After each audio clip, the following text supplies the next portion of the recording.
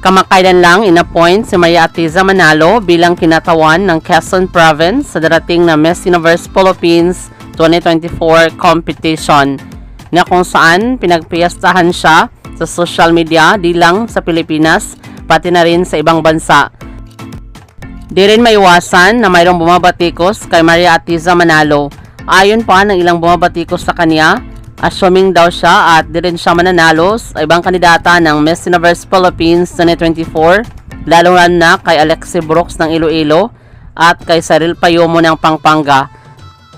Sa kabilang banda, isa si Maria Atiza Manalo sa strong contestant ngayong competition at pwede nang masungkit ang corona ng nasabing pageant, at higit sa lahat dahil na din sa kanyang magandang credentials at naging veterana sa international beauty pageant